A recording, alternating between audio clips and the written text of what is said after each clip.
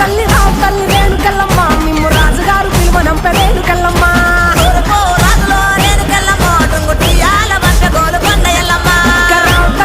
తల్లి రేణుకెళ్ళమ్మ మిమ్ము రాజుగారు పిలువనంపే రేణుకెళ్ళమ్మ